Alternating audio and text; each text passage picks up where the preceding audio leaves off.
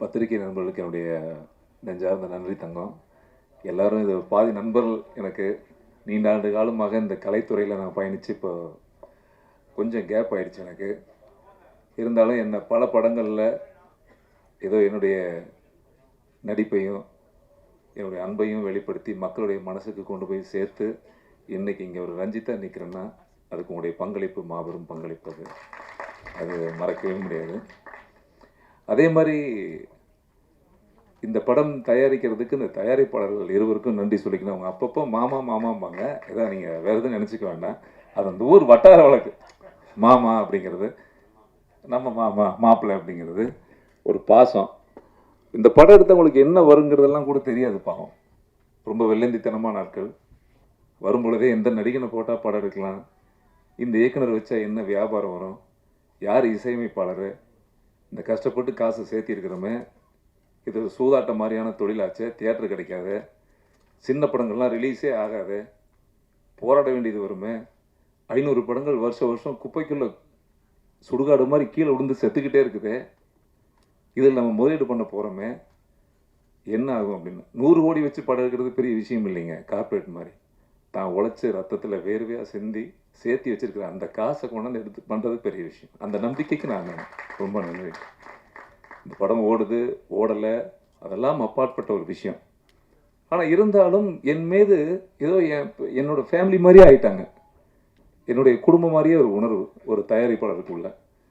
நானும் ஒரு சிறந்த இயக்குனராக மிகப்பெரிய பொருட்செலவில் எப்படியெல்லாம் பார்த்து தன் மகனைப் போல தன் சகோதரனைப் போல இந்த படத்தை எடுக்கணுமோ முழுமையாக அதை பார்த்து எடுத்து கொடுத்துருக்குறேன்.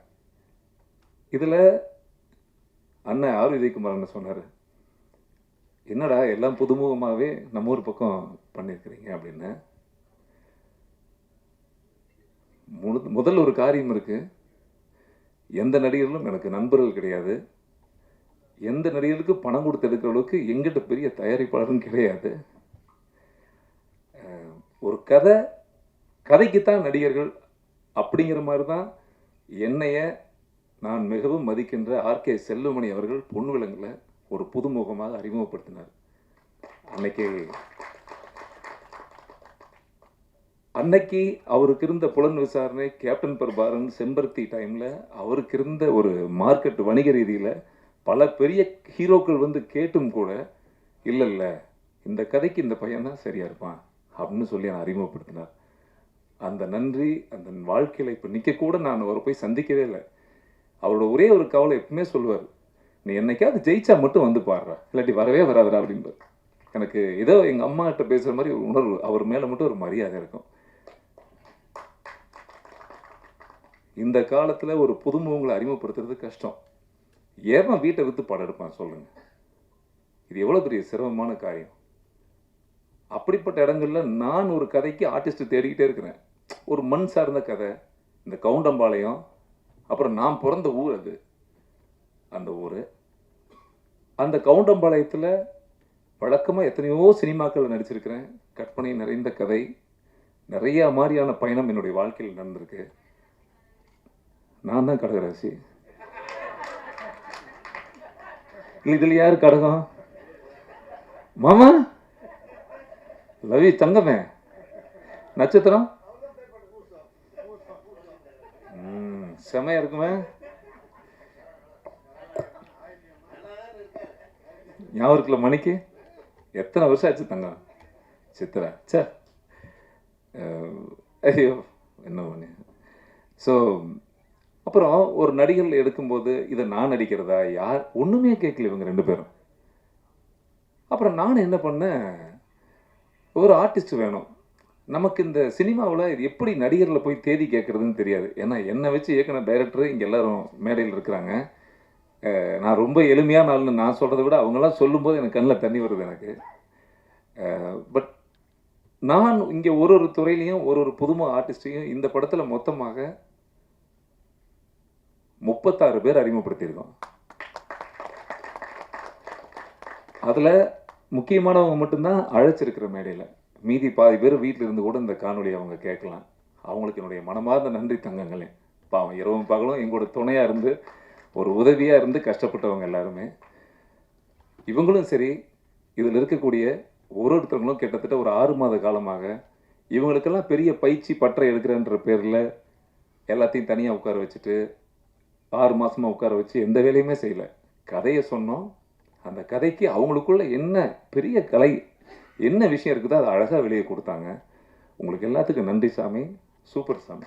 ஏன்னா நான் இப்போ பாராட்டுறதை விட இவங்களை பற்றியெல்லாம் பெருமையாக பேசுகிறத விட படம் பார்க்கும் பொழுது நீங்கள் எல்லோரும் அவங்களுக்கு ஒரு அடுத்த வேலை கிடைக்கும் அப்படின்னு நான் பெருசாக நம்புகிறேன். நான் சூப்பராக பண்ணியிருக்காங்க எல்லாருமே. எனக்கு அவ்வளோதான். என்னுடைய மிகப்பெரிய பட்ஜெட்டே இந்த படத்தில் என்னோடு இவங்க கொடுத்த அந்த வேலைப்பாடுகள் தான். அதில் என்னுடைய கேமராமேனுக்கு நன்றி சொல்லணும். என்னுடைய ஒரு கண் நவீன், என்னுடைய அன்பு தம்பி, சூப்பர் அற்புதமான எடிட்டருங்க, அருமையான எடிட்டர். நான் சொல்லுவேன் ரொம்ப ரசனைக்குரிய ஒரு இது. அதில் ஆர்ட் டைரக்டர் பிரபா சார் இருக்கிறாரு. ஆமாம், இவர் ஒரு வீட்டு வேலை செய்கிற மாதிரி என் கூட எல்லா வேலையும் செஞ்சுருவார். வீங்கி கட்டிட்டு காலில் வந்து அவ்வளோ கடினம் உனக்கு. Super sir. ஏன்னா ஒரு இயக்குனருக்கு இப்படி கிடைக்கிறதுங்கிறது விஷயம் இல்லைங்க. ஒரு சின்ன தயாரிப்பாளருக்கு இப்படிப்பட்ட கலைஞர்கள் கிடைக்கிறது தான் பெரிய பாக்கியங்க. இன்னைக்கு எல்லா அன்பும் விற்கப்படுது. ஒருத்தன் சிரிக்கிறான்னா காசு, அண்ணே அப்படின்னா சாயங்காலம் காசு இருக்கு அவனுக்கு, யாரும் சும்மா வரல. ஆனால் என்னமோ என்னுடைய பாக்கியம், என்ன பாவம் வீட்டிலேருந்து ஆளாளுக்கு ஒரு வேளை சோறுலாம் போட்டு நம்மளுக்கு டெய்லி அந்தளவுக்கு ஒரு குடும்பமாக என் கூட பயணித்தாங்க சாமி. அதெல்லாம் மறக்கவே முடியாதுங்க. எப்படி எனக்கு இந்த கதை என் மனசில் உதிச்சு நடந்த சம்பவமுடைய கோர்வை நிறைய நாட்களாக எனக்கு ஒரு சமுதாயத்தின் மேல் உள்ள தாக்கங்கள் நிறைய இருந்துச்சு. எனக்குள்ள எல்லாத்துக்கும் இருக்கும். ஏன்னு கேள்வி வைக்கிற குணமும் கூடவே கொஞ்சம் ஒட்டிகிட்டே இருக்கும். நமக்கு நிறைய சம்பவங்கள் மண்டைக்குள்ள ஓடிக்கிட்டே இருக்கும் பொழுது நிறைய நாள் நான் படமே பண்ணல. ஆனால் இந்த கதையை நான் பண்ணிக்கிட்டே இருக்கிறேன். பண்ண இந்த படம் பண்ணணும், இல்லாட்டி படம் பண்ணக்கூடாது. அப்போ இந்த படம் பண்ணும்பொழுது என்னை போன்ற உணர்வு சினிமாக்காரங்க யாருமே இல்லாததுனால முற்றிலும் புதுமுகங்கள் அப்படியே வெத்து பேப்பர். நான் என்ன எழுதுறனோ அப்படியே பிரதிபலித்தாங்க அவங்க எல்லாருமே. அது அற்புதமாக நடித்தாங்க. ஸோ இந்த படம் பார்க்கும் பொழுது என் ஆல்ஃபியா ஹீரோயின் ரொம்ப பிரமாதமாக இருப்பாங்க. ரொம்ப அழகாக இருக்கிறீங்கன்னு யாராவது சொல்லும்போது சந்தோஷமாக இருக்கு கண்ணு. நான் ஒரு நிமிடம் உங்களுக்கு சொல்லிகிட்டே இருப்பேன். இன்றைக்கி எல்லோரும் சொல்கிறாங்க பார்த்தீங்களா, அந்த மாதிரி. இதில் ரொம்ப முக்கியமான விஷயம் நம்ம இம்மான் அண்ணாச்சி தங்கம். ஒரு இன்ட்ரோல் வரைக்கும் பிச்சு எடுத்துருப்பான் மனுஷன். எக்ஸ்ட்ராவே இருக்கும். ரொம்ப சிறப்பாக பண்ணியிருக்காரு. அவருடைய வேஷத்தை ஒத்த கண்ணை காட்டுற ரத்த கண்ணை காட்டுன்னு ரத்த கண்ணீரை வர வச்சுட்டியடா. இன்ட்ரோவில் பாருங்க, என் தலைவன் தமிழ்நாடே கிளாப்ஸ் அடிக்கும். அப்படி ஒரு வேலையை பண்ணியிருக்காரு. சூப்பர் தங்கம். தேங்க்யூ சாமி. அதே மாதிரி துரை மகேஷ், நான் 15 வருஷத்துக்கு முன்னாடி அவரை பார்த்து சொல்லுவேன். ஃபேஸ்புக் மீட்டில் சொன்னேன். என்ன ராஜன், ஃபேஸ்புக் மீட்டில் மதுரையில் சொல்லும்போது சொன்னேன், கண்ணா நீ ஒரு மாதிரி வித்தியாசமாக இருக்கடா உன்னுடைய பேச்செல்லாம். என்னைக்காவது நான் ஒரு படம் எடுத்தேன்னா நீ வந்து நடிக்கிறியான்னு கேட்டேன். 15 வருஷம் கழிச்சு அவரை கூப்பிட்டேன் நான். உண்மை தானே? அந்த மாதிரி. ஸோ அதை போன்ற அனீஷ், நான் படம் எடுத்துகிட்டு இருக்கும்போது ஹீரோ யாரும் கிடைக்கல இந்த வேஷத்துக்கு. ஆனால் நீங்கள் ஷாகில் பார்க்க வந்தீங்கன்னு நினைக்கிறேன். தினமும் இவர் அங்கே பார்க்க வந்திருந்தார். அப்போ நான் இந்த தம்பி நல்லா இருப்பார்ல அப்படின்னாங்க. அப்போ ஒருத்தர், அப்புறமா சொல்கிறேன் உங்களுக்கு, எங்கே இருப்பானுங்கள ஒரு 4 பேர், இன்னொருத்தன் கொடுக்குறான்னு அதை வாங்கிட்டு இந்த பையனை போடுறீங்க, என்ன தலைவரை யாரோ ஒருத்தனை அறிமுகப்படுத்துறீங்களே அப்படின்னாங்க. இல்லைப்பா நம்ம கதைக்கு இந்த தம்பி சூப்பராக இருப்பார் அப்படின்னு. ரொம்ப சூப்பராக பண்ணிட்டார். கிளைமேக்ஸில் சினிமா தெரியாததுனால நம்ம நிறைய ஃபைட் பண்ணியிருக்கோம். டைமிங் தெரியும். ஒரு பஞ்ச் பண்ணால் அதை குனிஞ்சுக்குவோம். கிளைமேக்ஸில் ஒரு காட்சி இருக்குது. அந்த வெட்டுறான்னு வரும். நான் அருவாளோடு நின்றுட்டே இருப்பேன். இவர் பெரிய டைலாக், லென்த் டைலாக், ரொம்ப பிரமாதமாக நடிச்சிருக்கீங்க. அதை எடிட் பண்ணும்போது வெட்டுறான்னு இவரே என் கத்தியை வாங்கி சொல்லிக்கிட்டே இருப்பார். வெட்டுறா லைவ் போடுறா வெட்டுறான்னு சொல்லிக்கிட்டே இருப்பார். நான் வச்சிருக்கிறது டம்மி கத்தி தான், அருவாள். அந்த அருவாளை ஓங்கி நான் வெட்டிடுவேன். வெட்டணும், இந்த தம்பி நகரவே இல்லை. பட்டால் அடித்தா சத்தம் பட்டாசு வெடித்த மாதிரி ரத்தம் கொடன்னு போகுது. Hospital admit. அப்புறம் 2 ப்ரொடியூசர் வேற தலையில் துண்டு போட்டு, ஏனுங்க மாப்பிள்ள இதோட ஷூட்டிங் நின்று போயிருங்களா? ஏங்க உங்களுக்கு அவன் தொண்டை குழியில் படுத்துருக்குறான். ஹாஸ்பிட்டலுக்கு ஃபோன் பண்ணுறேன், அங்கே ஒரு நர்ஸ் சொல்லுது, சார் அவருக்கு பேச்சு மட்டும்தான் வராது, மற்றபடி உயிருக்கு எந்த பிரச்சனையும் இருந்துச்சு. ஐயோ, குரல் வேலையே அவுட்டு. இவங்க வீட்டிலேருந்து பொண்டாட்டி, அவங்க தாய் மாமன் பூரா சகோதரர்கள் கிளம்பி வர்றாங்க. கோட்டமேடு இவர் அந்த ஏரியா பூரா ரவுடிங்க இவங்க ஃபேமிலி. என்னடா இது, தொண்டை வேற வெட்டிட்டேன். இப்போ எனக்கு கை கால் ஓடல கிளைமேக்ஸில். என் லைஃப்லேயே முதல் முறை மன்சூர் அலிகான் நிறைய பேர்த்திட்ட சண்டை போடுறதே சினிமாவில் ரொம்ப கஷ்டம். ரியலாக நிறைய அடி வாங்கியிருக்கிறேன் நான். ஆனால் நான் யாரையுமே அடிக்கக்கூடாது. அடிக்கடி விஜயகாந்த் சார் சொல்லுவார், நம்ம அடிக்கும்போது அவனை பூ மாதிரி டச் பண்ணுண்டா, மேலேயே அடிக்கக்கூடாதுன்னு சொல்லுவார். நான் எப்பவும் அதை கவனிச்சுக்கிட்டே இருப்பேன். தம்பி நகராமல் ஆகிட்டாரு பட்டாருன்னு 16 18 தைலகன்னு 9 உங்கள் அசிஸ்டண்ட் கொஞ்சம் அதிகமாக சொன்னார் அந்த ஆள். இருக்கட்டும், இல்லை பரவாயில்ல சொல்கிறேன். அப்படியே ஹாஸ்பிட்டல் அட்மிட்டுங்க. அன்னூரில் பெரிய வசதி கிடையாது. அப்புறம் குரல் வராதுன்னு கன்ஃபார்ம் ஆயிடுச்சு. இப்போ கிளைமேக்ஸு 7 நாள் எடுக்கணும். என்னடா பண்ணுறது, ஷூட்டிங் பேக்கப்பா, என்ன பண்ணலான்னு ஒரே குழப்பம். ஆனால் இந்த தம்பியை நான் ஒரு விஷயம் பாராட்டி ஆகணும். அவங்க வீட்டில் டாக்டர் சொன்னார், இதோட நடிக்க நீங்கள் போகக்கூடாது, சின்ன அதிர்வு வந்தால் கூட இந்த ஸ்டிச்சிங் கட் ஆகிரும், இப்படி இங்கே சின்ன ஷேக் வரக்கூடாது, அதை நம்ம உணர்ந்தால் தான் தெரியும், தயவுசெய்து ஷூட்டிங் போகாதீங்கன்னு சொல்லிட்டார். ஆனால் நைட்டு 11 மணிக்கு ஃபோன் பண்ணார்.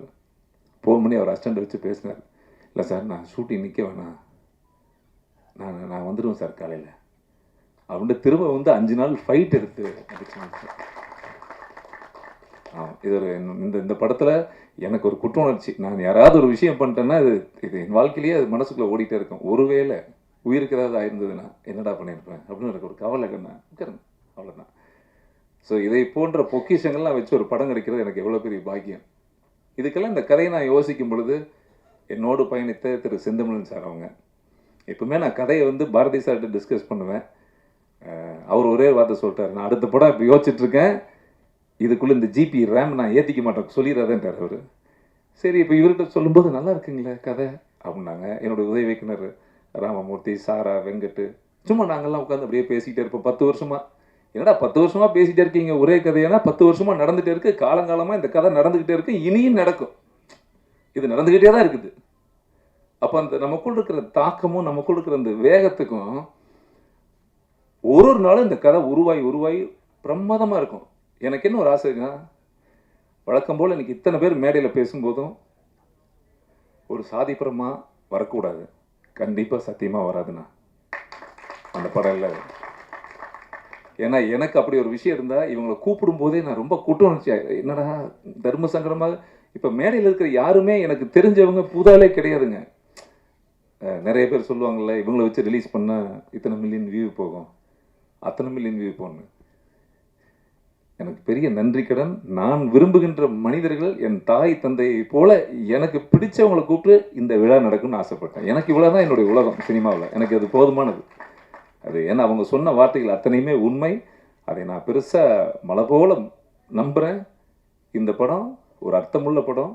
ஒரு பெற்றவங்களுக்கு ஒரு பிள்ளையை பெற்றவங்களுடைய கஷ்டம் அது. நான் நேரில் நிறைய பஞ்சாயத்துக்கு போயிருக்கேன், நிறைய நிகழ்ச்சி நான் தொடர்ந்து சமூக பணியில் இருந்துகிட்டே இருக்கிறேன், எங்கேயோ ஒரு இடத்துல இருந்துகிட்டே இருக்கிறேன், தினமும் பார்த்துக்கிட்டே இருக்கிறேன், எத்தனையோ காவல் நிலையம் போயிருக்கிறேன். ஆனால் நம்ம வாழ்க்கையில் நடக்கக்கூடாதது ஒன்று. சாதாரணமாக நம்ம பொண்டாட்டி நம்ம வெளியே போகிறோம், என்னங்க சாப்பிட்டீங்களா, கவுண்டமலை ஆடியோ ரிலீஸு, என்னங்க மணி 2 ஆச்சு, பசிக்குங்களா, மாத்திரை போட்டுக்குங்க சுகரு, ஏங்க மணி 10 ஆச்சு, நைட்டில் எங்கேங்க, சீக்கிரம் வீட்டுக்கு வாங்க. இந்த அக்கறை உணர்ச்சிக்கு நம்ம குடும்ப உறுப்பினர் எப்பவுமே இருப்பாங்க.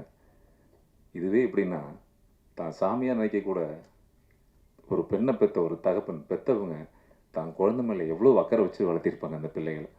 உலகமே அவங்க தான், வாழ்க்கையே அவங்க தான். அப்படிப்பட்ட ஒரு பெண் பிள்ளைக்கு நடக்கக்கூடாத கதையை தான் நான் இந்த படத்தில் கவுண்டமணித்தில் எடுத்திருக்கேன். இது ஒரு நாடக காதலுக்கு எதிரான படம். ஒரு முற்றுப்புள்ளி வைக்கணுன்ற ஒரு முக்கியமான ஒரு திரைப்படமாக இந்த படம் மக்கள் எல்லாரும் தியேட்டருக்கு வந்து பார்ப்பாங்கன்னு மாபெரும் நம்பிக்கையில் எடுக்கப்பட்ட படம் இந்த கவுண்டமணி. ஏன்னா நமக்கு பெரிய ரசிகர் பட்டாளங்களோ ஒரு கார்ப்பரேட் நிறுவனமோ, நம்மளாம் ஒரு படம் எடுத்திருக்கோம் கவுண்டமணியோ, யார் அது, அந்த ரஞ்சித்துன்னு, அவர் என்ன பண்ணார், இதுதான். நான் இன்றைக்கி புதுமுகமாக வந்து நிற்கிறேன் நான் இங்கே. ஏன்னா ரொம்ப நாள் ஆயிடுச்சு.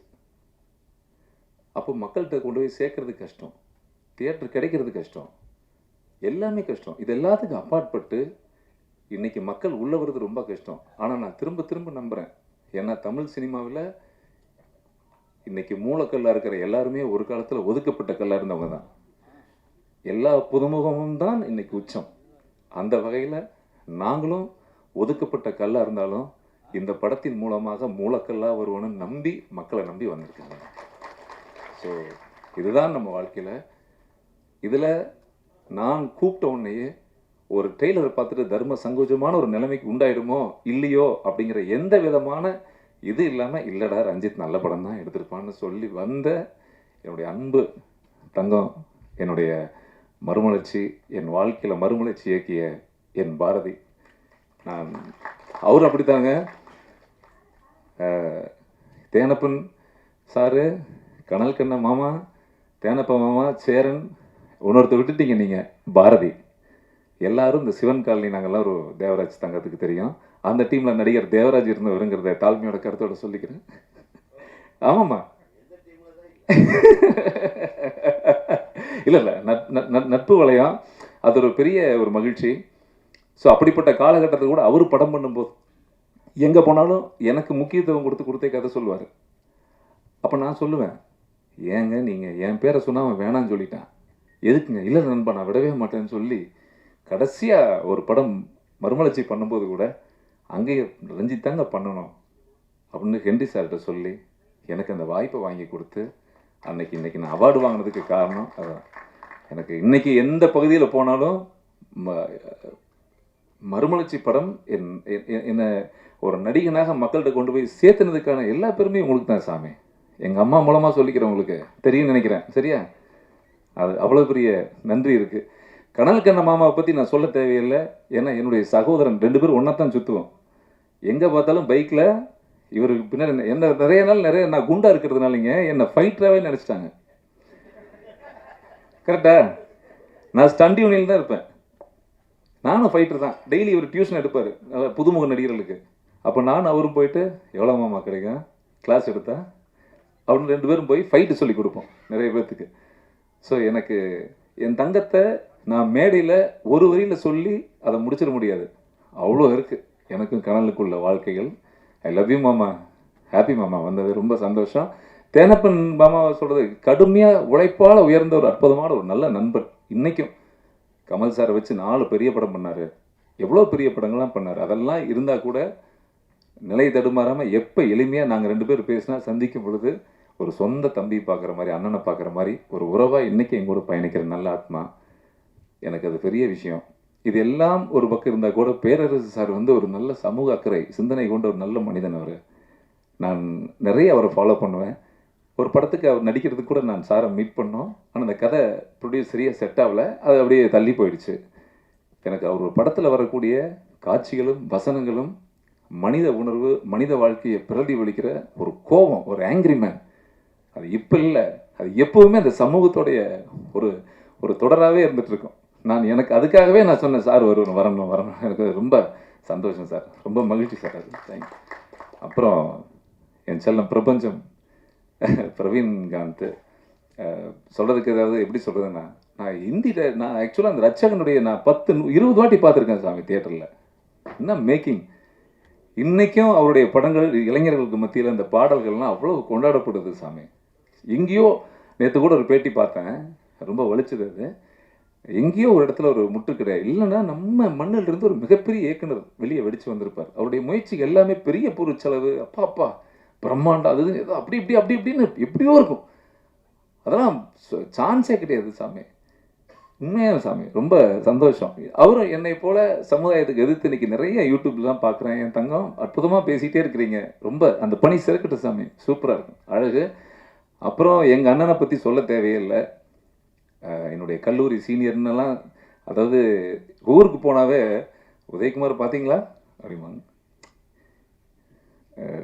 ஏதோ சொல்லுவாங்கல்ல, வீட்டில் அம்மா நல்லா இருக்கிறாங்களா, அந்த மாதிரி கோயம்புத்தூர் போனாவே அப்புறம் அண்ணன் உதயகுமார் நல்லா இருக்கிறாங்களா, நல்லா இருக்காருங்க, இப்போ தான் பேசினாருங்க, நானும் ஒரு பேசி ஒரு 6 மாதம் இருக்கேன் சொல்லிக்கிறது. அப்படிங்களா? அப்புறம் அடுத்து ஏதாவது பண்ணுறாங்களா, அடுத்தது இப்போ பண்ணிட்டு இருக்காரு, டிஸ்கஷன் இருக்காரு. ஓ சூப்பருங்க, நல்லா இருக்கணுங்க. நிறைய பேர் எல்லாரும் அந்த இது சொல்லுவாங்க.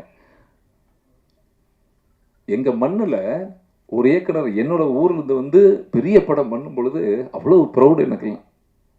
ஏன் சாமி, குடும்பமாக தியேட்டரில் போய் குடியிருந்திருக்கிறோம் அந்த அந்த இவருடைய படங்களுக்கெல்லாம். அற்புதமான கவிஞருங்க, அற்புதமான எழுத்தாளர், என்ன மனித உணர்வாளன் படைப்பில். சே, சான்ஸே இல்லைண்ணா. அது எனக்கு இன்னும் பொன்னுமணி 2ஆம் பாக ஒரு நாள் கதை சொன்னார். அந்த படம் இன்னும் வெளியே வரல, கட்டாயமாக அந்த படம் நீங்கள் எடுக்கணும்னா. அதை அற்புதமான கதை. நான் அப்படியே அழுதுட்டேன். அந்த கதையை கேட்கும்போது எனக்கு நெஞ்செல்லாம் அப்படியே ஹார்ட் அவ்வளோ டைட் ஆகிடுச்சு. அவ்வளோ பிரமாதமாக சொன்னார். சரி, அந்த கலைஞன் அந்த படைப்பு வெளியே வரணும்னா நான் ப்ரே பண்ணுவேன். நான் அடிக்கடி அதுதான் ஃபோன் பண்ணி நான் சொல்லிட்டே இருப்பேன் நாங்கிட்ட. ரொம்ப தேங்க்ஸ் நான் வந்து வாழ்த்துனதுக்கும் பாராட்டினதுக்கும் ரொம்ப தேங்க்ஸு. என்னுடைய டைரக்டர் வேல்முருகன் சார், அவரை பற்றி நான் ஏந்தாங்க சொல்கிறதுக்கு ஒன்றும் இல்லை. என் கூடவே பயணிக்கிற அற்புதமான ஜீவன். ஒரு ஷூட்டிங் இருந்தது, தங்கம் இந்த மாதிரி செய்தி கேள்விப்பட்ட நான் கூப்பிடவே இல்லை. எந்த ஈகோவும் பார்க்காம, இன்றைக்கி என்ன ஆடியோ சொன்னாங்க, ஆமாம் சாமி நீங்கள் வேலையில் இருப்பீங்க, வேலையெல்லாம் விடுங்க தலைவா, நீங்கள் நல்லா வரணும்னு சொல்லிட்டு டக்குன்னு வந்துட்டார். சாமி சூப்பர் சாமி, தேங்க்ஸ் தேங்க்ஸ் சார். இதில் என் செந்தமிழ் சார் வந்து சிந்தனைப்பு படத்தில் என்னை அறிமுகப்படுத்தும் பொழுது அவருக்கு அதுதான். அவரை பற்றி ஒரு வார்த்தையில் சொல்லியிருந்தேங்க. குஞ்சுமான் மிகப்பெரிய ப்ரொடியூசரு. நான் பொன் விலங்குன்னு ஒரு படம் நடிச்சிருக்கேன். அப்போ செம குண்டாக இருப்பேன்.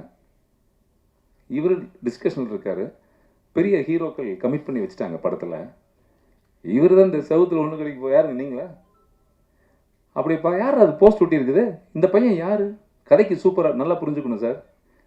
அவர் சொன்னதே கிடையாது, கதைக்கு சூப்பராக இருப்பானே அப்படின்னு சொல்லிட்டு குஞ்சுமோன்ட்டு போய் ஒருத்தர் அறிமுகமாக இருக்கிறானுங்க, இந்த பையன் கதைக்கு நல்லா இருப்பான் சொல்லிருக்கு. நான் யார் அவன், இந்த மாதிரி புதுசு, எத்தனை பிஸ்னஸ் இருக்கு அவனுக்கு, புதுசு சார்.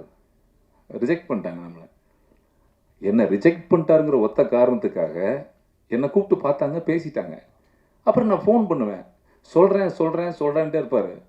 ஆனால் அப்புறம் தான் தெரிஞ்சது எனக்கு, இந்த ராமமூர்த்தி மூலமாக போட்டால் வச்சா எனக்கு இந்த கதைக்கு இவர் செட் ஆவார், இல்லைன்னா செட் ஆக மாட்டாருன்னு சொல்லிட்டுங்க படம் வேணாம் அப்படின்னு சண்டை போட்டுட்டு வீட்டில் இருக்கிறாருன்னு சொன்னாங்க.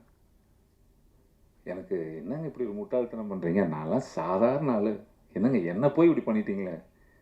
இல்லை சாமி, என் கதைக்கு இந்த நீ இருந்தால் சிறப்பாக இருக்கும் சிந்தனை போக்குன்னு சொல்லி ஒரு 58 நாள் கழித்து குஞ்சுமோன் சரி கூப்பிட்டு, சரி உனக்கு நம்பிக்கை இருக்குல்ல, நம்பிக்கை இருக்குது, ஆனால் சின்ன பட்ஜெட்டாக அந்த படம் பண்ணணும், பெருசாக பண்ணக்குள்ள, சரி பண்ணிடலாம் சார், ஓகே பண்ணுன்னு சொல்லி அதில் எனக்கு ஒரு வாழ்க்கை கொடுத்தாரு. அதில் கதாநாயகனா பட்டி தொட்டியெல்லாம் பட்டையை கலப்புன பாடல்கள், அற்புதமான படங்கள். Thank you sir. இன்றைக்கும் நட்பாக இத்தனை வருஷம் கழித்து நாங்கள்லாம் ஒன்றாவே இருக்கோம். நல்லது கெட்டதுன்னா ஒரு குடும்ப ரீதியாக பழகிக்கிறோம். இதுவே எனக்கு ஒரு பெரிய சந்தோஷமாக இருக்குது. இதில் சிறப்பாக ஒன்று சொல்லணும், இசையமைப்பாளர் விஜய் சங்கரை பற்றி எல்லோரும் பேசினாங்க. ஒரு லிரிக்கல் வீடியோ சாங் ஒன்றும் செய்ய முடியாமல் போயிடுச்சு, அது லேட் ஆகிடுச்சுங்கிறதுனால இந்த படத்தில் இன்னொரு பாப்பா, ஒரு பெண் அறிமுகப்படுத்தியிருக்கேன், சிங்கரை. கண்ணு சங்கீதா, ஒரே நிமிஷம் முகத்தை மட்டும் காமிச்சுக்கணும், வாங்கண்ணா, சும்மா ஒரு வாழ்த்து தான், சந்தோஷமாக இருக்கும்ல வாசாமி. அற்புதமான பாடகி, ரொம்ப நல்லா பாடியிருக்காங்க, வாங்க சாமி சொல்.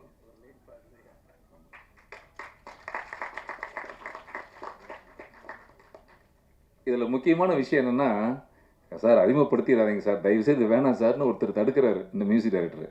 ஏன்னா இது அவரோட பொண்ணு, அதனால அவருக்கு சொல்லாமல் நானே பேர் சொல்லிட்டேன். ஓகே சாமி, சாரி சாமி. ஒரு லைன் இப்போ எனக்கே ஒன்று பண்ணுறியா, நான் முடிச்சுக்குவேன், நீங்கள் ஒரு லைன் மட்டும் பாடு. ஏன்னா வறட்சியாக இருந்த பூமியில் அழகான சின்ன வார்த்தைகள் நீங்கள் முடிச்சுக்கும் போது சந்தோஷமாக இருக்கும். சரியா கண்ணா? ஸோ நான் இவங்க பாடுவாங்க, அதுக்கப்புறம் என்னுடைய மனசுலேருந்து பேசுவதற்கு ஒன்றும் இல்லை. உங்கள் எல்லாத்துக்கிட்டையும் நிறைய பேர்கள், என்னுடைய தனசேகர், சிஜி, நிவேக், அன்பு நண்பர்கள் எல்லாத்தையும் பாதி மறந்துருப்பேன், மறக்கலையா? காட்வின் மறந்துருப்பேன். எல்லாத்துக்கும் நன்றி. நான் சொல்லனா கூட கோச்சிக்க மாட்டாங்க எல்லாருமே, அதெல்லாம் நன்றி எல்லாருமே, நம்ம நண்பர்கள் நன்றி. இங்கே வந்திருக்கிற இத்தனை யாரையுமே நான் கூப்பிடல, ஆனால் நீங்கள் வந்துட்டீங்க, எனக்கு அதை விட பெரிய நன்றி, கோடான கோடி நன்றி.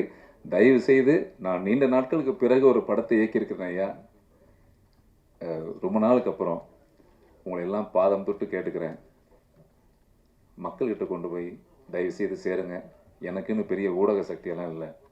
என்னுடைய அன்பு பத்திரிகை நண்பர்கள், உங்களுடைய நல்ல அன்பு, உங்கள் உள்ளம்தான் எனக்கு ஊடகம். நன்றி, வணக்கம் சாமி, மகிழ்ச்சி.